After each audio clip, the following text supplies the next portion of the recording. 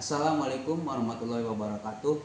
Perkenalkan, nama saya Andriana. Di samping saya ada Ibu Ade Triani Nurafiah selaku guru wali kelas 5. Assalamualaikum Bu Ade. Waalaikumsalam Pak Andri. Selamat siang. Selamat siang Pak. Bagaimana kabarnya hari ini? Alhamdulillah baik. Bagaimana keadaan Bapak juga? Alhamdulillah sehat. Alhamdulillah. Ada apa nih Pak? Ngomong-ngomong Bu Ade, kemarin kan kita telah melaksanakan praktik pembelajaran dari mulai prasiklus sampai siklus 2. Ibu sebagai observernya, nah saya mau bertanya beberapa hal, kekurangan dan kelemahan terkait praktik pembelajaran yang kemarin dilaksanakan. Yang pertama yaitu tentang pengalokasian waktu, mengatur pengalokasian waktu. Yang kedua, strategi pengaturan kelompok. Yang ketiga yaitu tips untuk membimbing peranan kelompok. Nah, pertanyaan yang satu yaitu bagaimana cara mengatur pengalokasian waktu atau manajemen waktu supaya materi dapat disampaikan dengan tuntas pada saat praktik pembelajaran berlangsung. Oke, baik. Saya akan mencoba, mohon izin untuk menjawab pertanyaan apa yang sudah diberikan oleh Pak Andri ya. Ya. Mohon maaf jika nanti ada kekurang puasan dengan jawaban saya.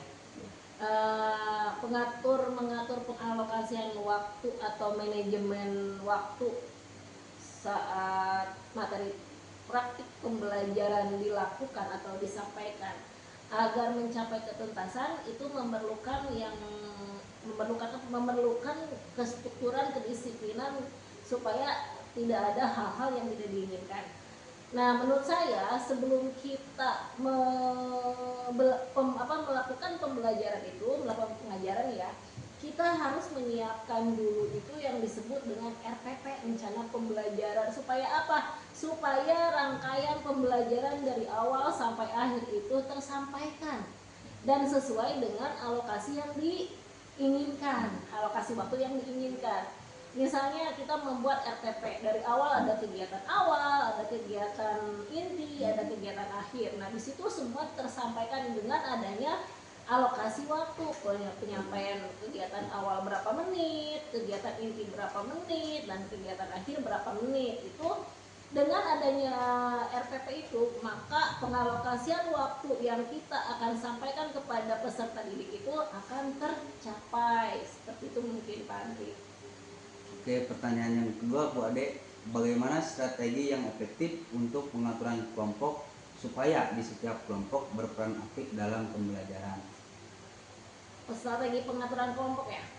Ya. Strategi pengaturan kelompok yang efektif itu memastikan semua anggota kelompoknya itu harus berperan aktif. Dengan tadi yang dikaitkan dengan RPP tersebut ya, yang dari awal itu. Nah, biasanya kalau pembagian kelompok itu harus dengan pembagian peran yang jelas dan penugasan yang menuntut supaya siswa itu berkolaborasi, interaktif, komunikatif dengan temannya yang dikelompokkan. Misalnya nih, dalam satu kelompok itu guru misalnya membagikan satu kelas itu menjadi 4 sampai 5 kelompok. Dalam satu kelompoknya itu harus terdiri dari misalnya 3 sampai 5 orang. Nah, di situ kita bisa membuat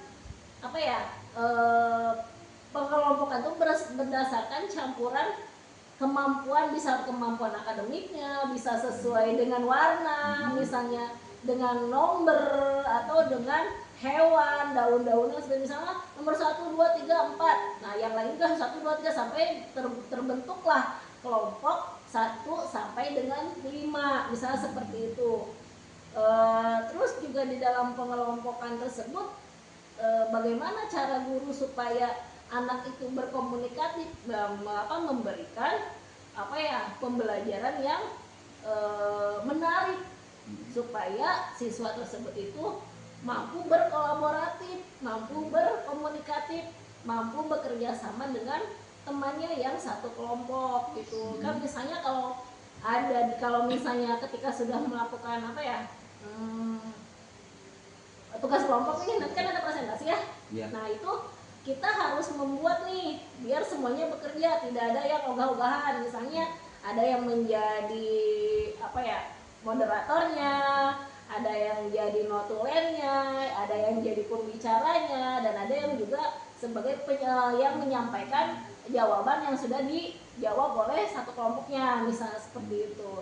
Mungkin itu saja Pak Tri, itu Ya. yang nomor 2. Terima kasih Bu Ade. Yang pertanyaan terakhir nih, pertanyaannya yaitu apakah ada tips untuk membimbing peranan kelompok sehingga pada saat diskusi kelompok peserta didik saling bekerjasama dan saling berbagi peran dalam mengerjakan LKPD yang ditugaskan oleh guru. Pertanyaannya apakah ada tips ya? Ada tips.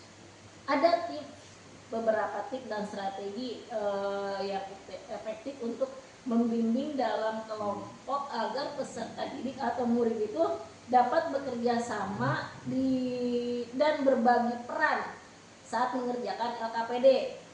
Kalau tadi kan kita berkelompok ya. Ya. Tadi yang sudah saya sampaikan bahwa guru itu kan memberikan bimbingan terhadap siswa yang kurang mengerti. Yang kedua itu guru harus memberikan LKPD yang membuat siswa itu tertantang gitu. Bagaimana cara menjawabnya, bagaimana cara mencari jawabannya, dan bagaimana juga ini nih tadi harus adanya kolaboratif, bekerja sama antara satu siswa dengan siswa yang lain dalam satu kelompok tersebut. Nah berarti kita kan harus memberikan LKPD yang menarik ya, misalnya dengan poster, dengan gambar seperti itu. Nah tadi kan bertukar peran apa sih ya? Ya, bertukar peran.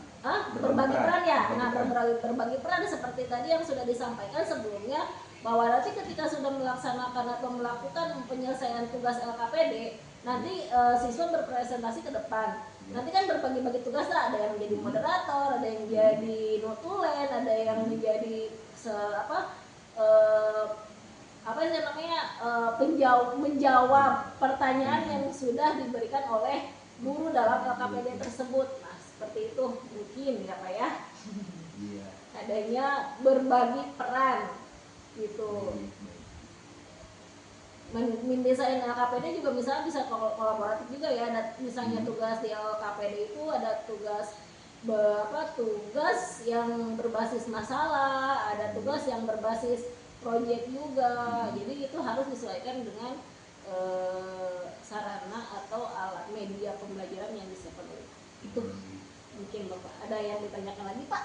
Ya, pertanyaan dari 1 sampai 3 sudah terjawab semua. Terima kasih Bu Ade atas waktunya. Sekian dari kami. Assalamualaikum warahmatullahi wabarakatuh.